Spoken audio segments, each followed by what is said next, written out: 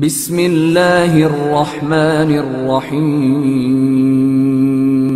منتخب احادیث کلمہ طیبہ غیب کی باتوں پر ایمان سے پڑھا جا رہا ہے۔ حدیث نمبر 110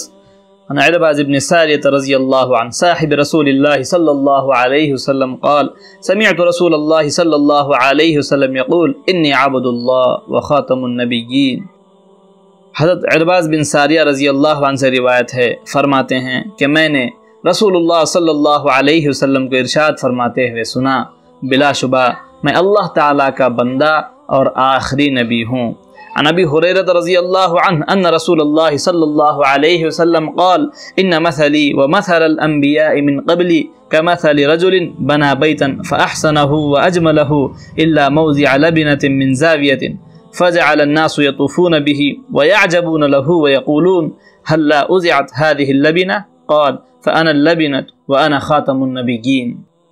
بخاری کی روایت ہے، حضرت ابو ہریرہ رضی اللہ عنہ رسول اللہ صلی اللہ علیہ وسلم کا ارشاد نقل فرماتے ہیں کہ میری اور مجھ سے پہلے انبیاء علیہ السلام کی مثال ایسی ہے جیسے ایک شخص نے گھر بنایا اور اس میں ہر طرح کا حسن اور خوبصورتی پیدا کی ہو،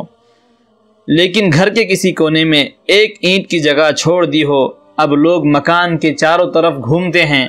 مکان کی خوشنمائی کو پسند کرتے ہیں، لیکن یہ بھی کہتے جاتے ہیں کہ یہاں پر یہ ایک اینٹ کیوں نہ رکھی گئی، میں ہی وہ اینٹ ہوں اور میں آخری نبی ہوں۔ نبی کریم صلی اللہ علیہ وسلم کو آخری نبی ماننا یہ ہمارا عقیدہ ہے۔ اگر اس عقیدے میں کسی کو شک ہے تو اس کا ایمان جاتا رہے گا۔ عن ابن عباس رضی اللہ عنہما قال كنت خلف النبی صلی اللہ علیہ وسلم یوما فقال یا غلام انی اعلمک کلمات احفظ اللہ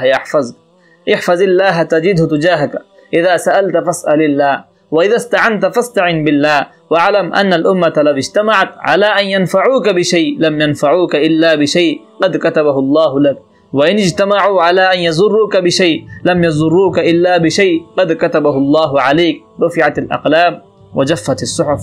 ترمذی کی روایت ہے، حضرت ابن عباس رضی اللہ عنہما فرماتے ہیں کہ میں ایک دن سواری پر نبی کریم صلی اللہ علیہ وسلم کے پیچھے بیٹھا ہوا تھا۔ آپ نے ارشاد فرمایا، بچے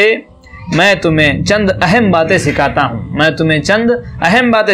ہوں، اللہ تعالیٰ کے احکام کی حفاظت کرو، اللہ تعالیٰ تمہاری حفاظت فرمائیں گے۔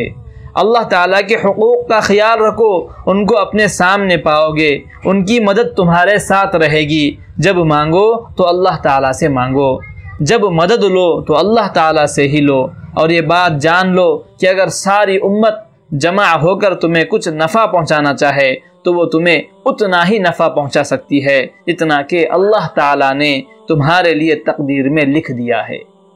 اور اگر سب مل کر نقصان پہنچانا چاہیں تو اتنا ہی نقصان پہنچا سکتے ہیں جتنا کہ اللہ تعالیٰ نے تمہاری تقدیر میں لکھ دیا ہے۔ تقدیر کے قلموں سے سب کچھ لکھوا کر ان کو اٹھا لیا گیا ہے، اور تقدیر کے کاغذات کی سیاہی خشک ہو چکی ہے، یعنی تقدیری فیصلوں میں ذرہ برابر بھی تبدیلی ممکن نہیں ہے۔ اللہ تعالی ہم تمام لوگوں کو عمل کرنے کی توفیق عطا فرمائے۔